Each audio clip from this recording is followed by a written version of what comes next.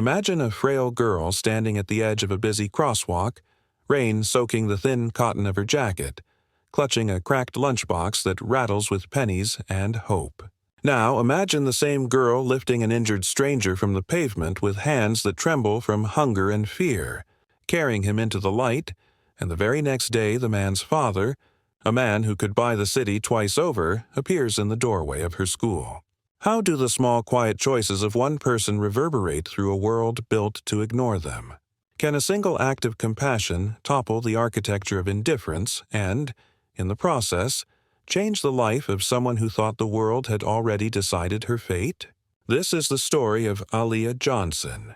It is not the neat, cinematic rags-to-riches tale with dramatic music and a sweep of slow-motion triumph. It is the messy, stubborn, and utterly human story about how dignity survives when resources do not, how a single decision, one held in the palm of a tired, young woman, becomes the hinge on which fortunes turn. This is a story about kindness that refuses to be contained, about lives intersecting in unexpected places, and about the fragile, brilliant way that generosity grows. Aaliyah grew up in a strip of the city the tourist maps skipped. Her neighborhood was a quilt of cracked sidewalks and storefronts with fading signs. Her mother worked 2 jobs, and still there were months when the power company sent envelopes that smelled like judgment. Aaliyah learned early how to stretch what there was, how to make rice taste like a banquet, how to keep shoes longer than a season, how to fold worry into the back pocket of a daily routine so she could move through school with a face that did not give everything away. She was clever before she was brave. She kept her books crisp and her head down, and she cultivated a private garden of ambitions, becoming a nurse, an engineer, a teacher, depending on which school counselor had been kindest that week. The truth was simpler and sharper. She wanted a life that did not require apologizing for being born where she was born. She wanted to look at the mirror and see more than survival. The day the injured teen staggered into her life, the sky had been the color of dirty change, gray and small. It had been one of those cold afternoons at the end of winter when everyone hoped the cold would be the last thing they had to look at. A car had screeched on wet pavement.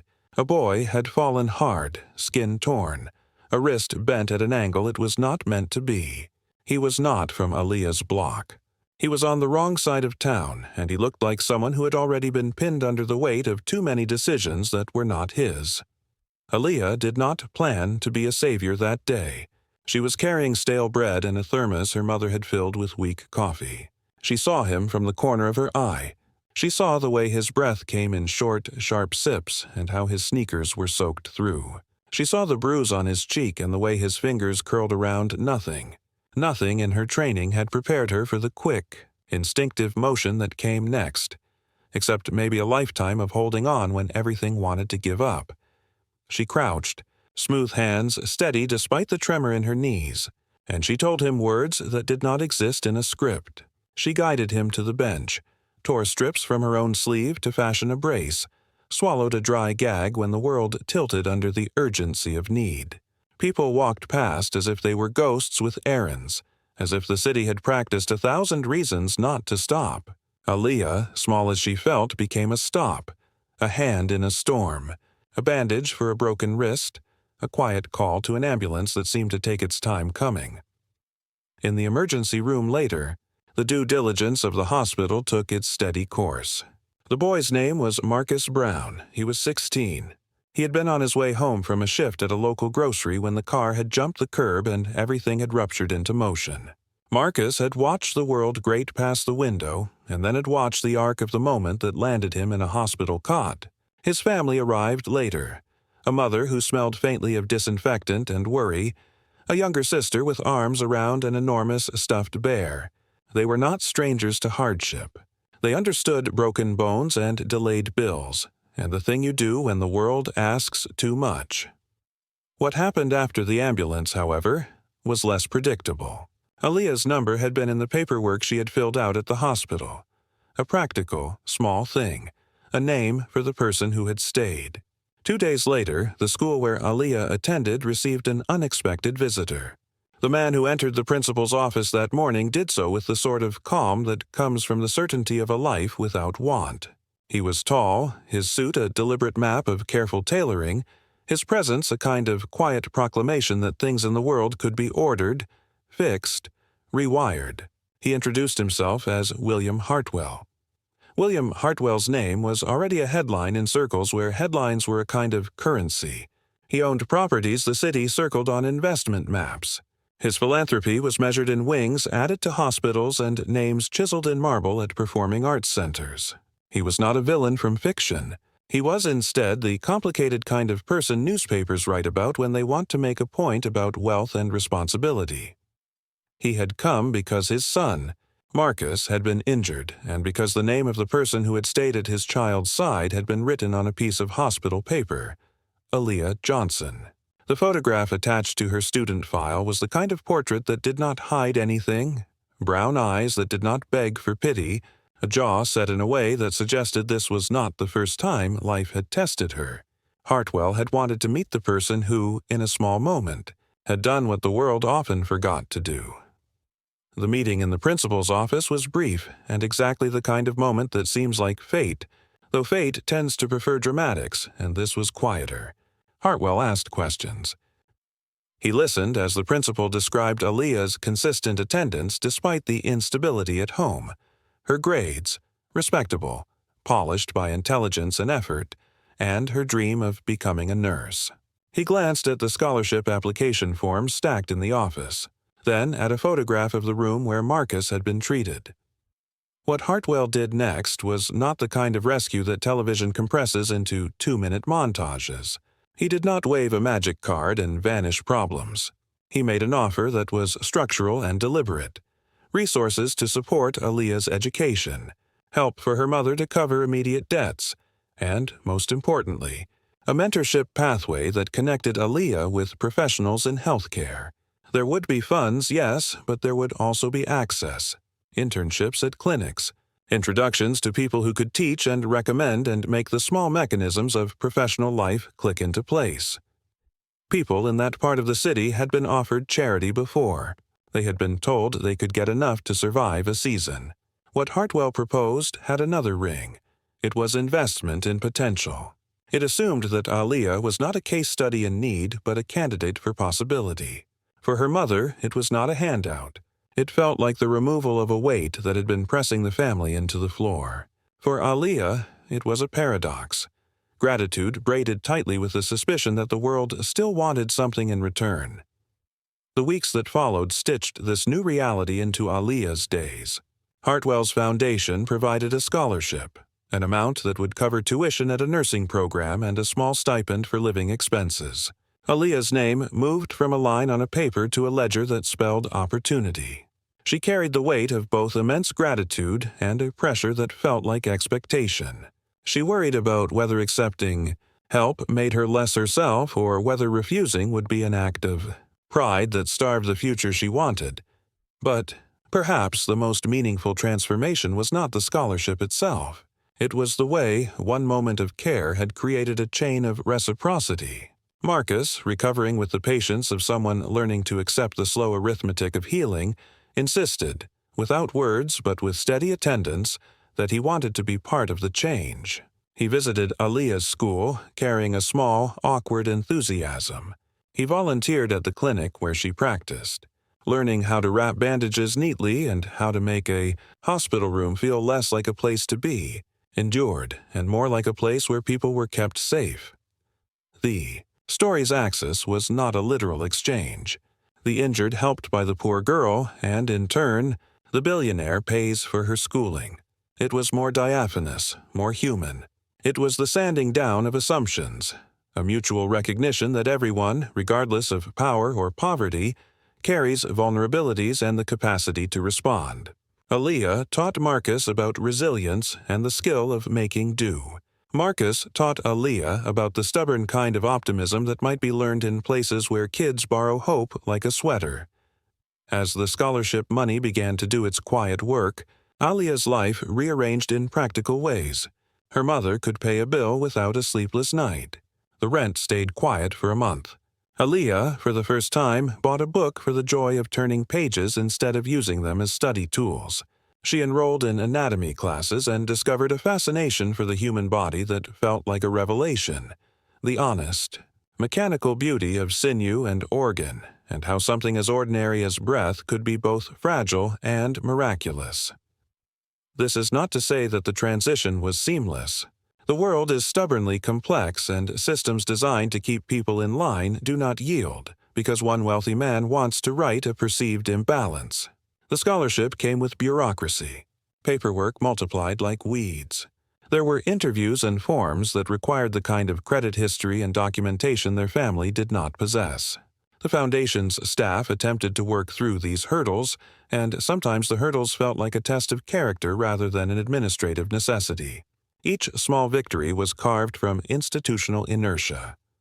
And yet, in that mosaic of small victories lived triumphs that felt colossal to those who had learned to measure success in inches. Aaliyah began clinical rotations and found that in the quiet between patients she felt a fierce, clarifying joy. There, she could see herself as both caretaker and scholar. She learned to chart symptoms accurately and to listen in a way that made people believe they were being heard. Listening was a practice she had perfected at home, where her mother's exhaustion was an ongoing conversation without words. Hartwell's involvement did something else, too. It forced his world, one populated by board meetings and philanthropic reports, to face the human faces behind the numbers. He began visiting community clinics, not as a man making a spectacle, but as someone who wanted to understand the mechanisms by which people failed or succeeded. His philanthropy shifted, subtly and then more boldly, from naming buildings to funding programs that trained locals for jobs within the system: apprenticeships, paid internships, clinical training. He listened to counselors who explained that opportunity had to be accompanied by infrastructure, transportation, mentorship, child care, to be sustained. There was a moment that crystallized these new priorities. Aaliyah, now a few semesters into her program, was invited to speak, if speaking is the right word for a woman who had learned to let her life be her voice, at a small foundation dinner.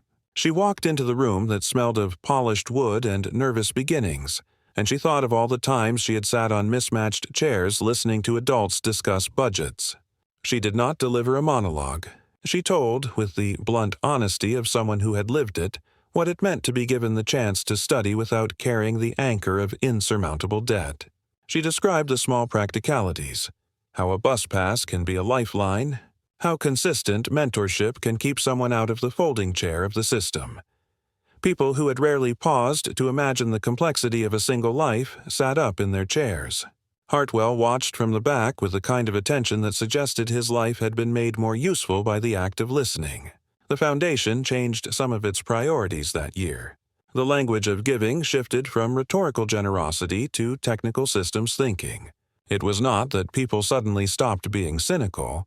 They were simply confronted with a story that refused to be simplified into a comfortable headline.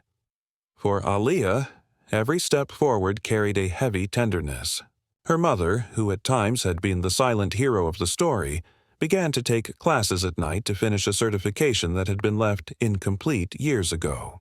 The family found a rhythm: evenings that included study, quiet dinners that were a little more plentiful, laughter that arrived like an uninvited welcomed guest. Marcus, who had once been a boy with a broken wrist, became a steady fixture in the community clinic, a volunteer who discovered, with a kind of reckless tenderness, that he wanted to work in youth outreach. He and Aaliyah worked together to start a weekend program at the clinic where teens could get basic first aid training and help with resumes. It was a small program, the kind that does not make evening news, but to the teens who came, it meant something that was impossible to inflate. Someone had believed they were worth the time. The ripple effect was not linear. There were setbacks, funding that fell through, a temporary lapse in a program that had been promised, bureaucrats who mistook good intentions for naive idealism. Aaliyah failed an exam one semester and felt the old, familiar terror of not being enough. She sat on the stoop outside the clinic and thought about every time she had been discounted. The feeling tasted old and bitter, but she did not stay there long. Marcus showed up with a paper bag of groceries and a steady look that said, without fanfare, that she was not alone. Her mother called at midnight and told her about a small prize she had won in a raffle at work, a box of cleaning supplies that felt oddly like fortune.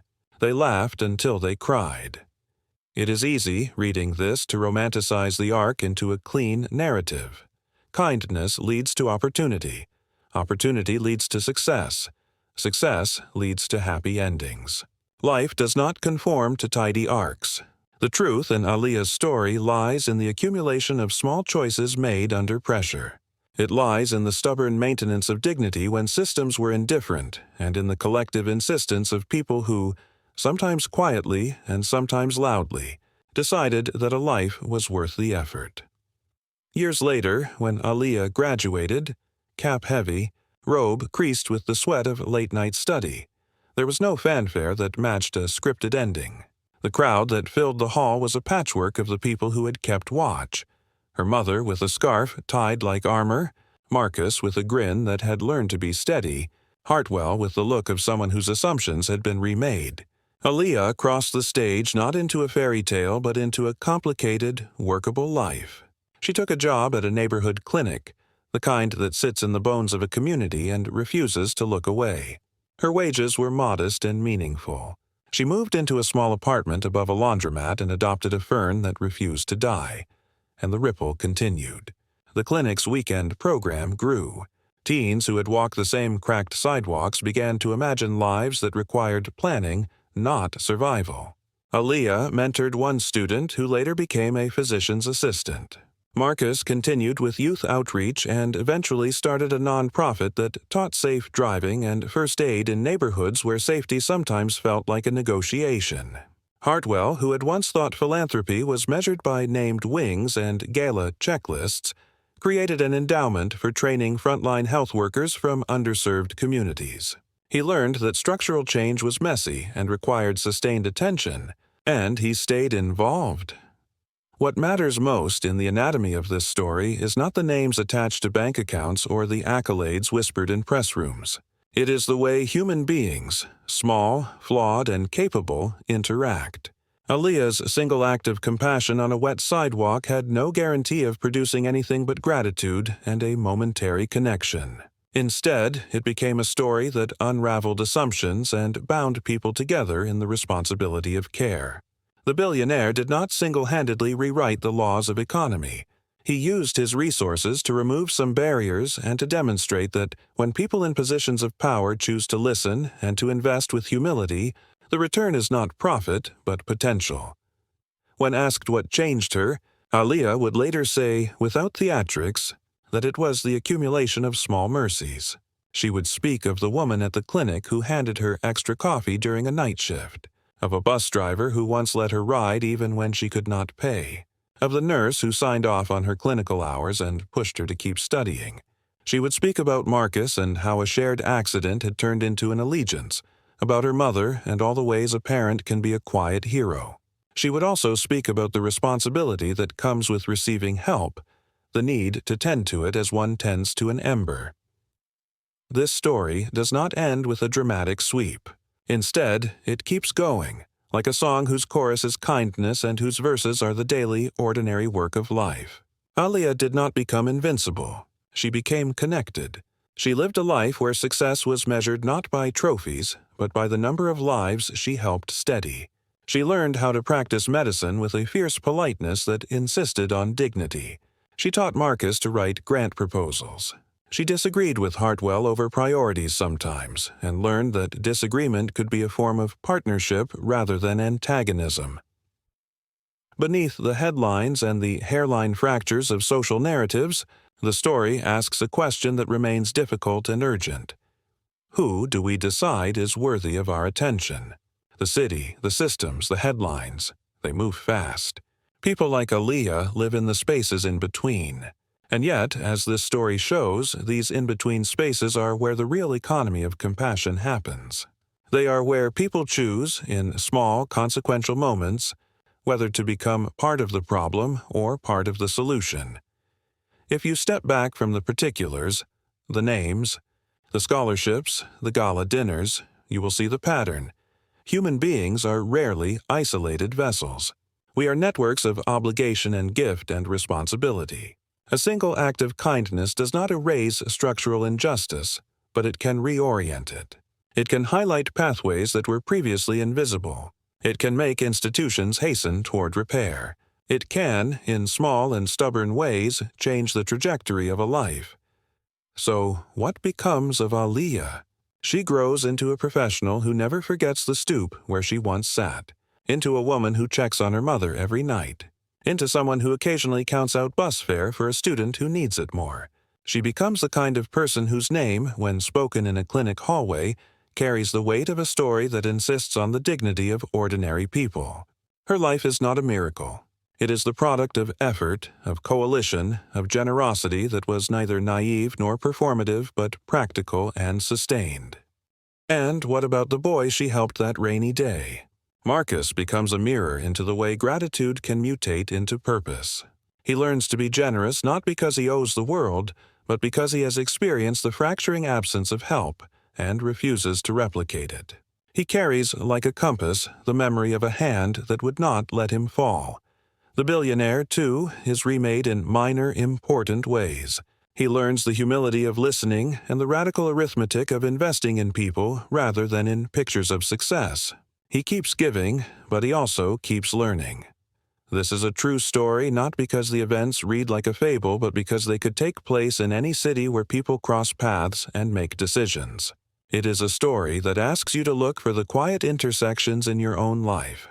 The person you might help with a bandage, the student you might mentor, the neighbor you might invite into conversation.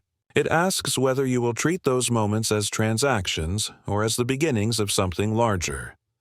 Kindness, after all, is not a single act. It is a habit, a discipline. It is the slow, patient work of seeing people as more than statistics. It is the willingness to be inconvenienced in the service of another's dignity. If a cracked lunchbox and a rainy afternoon could change the course of one life, imagine the multiplication of that choice. The small, repeated decisions made across neighborhoods, schools, workplaces.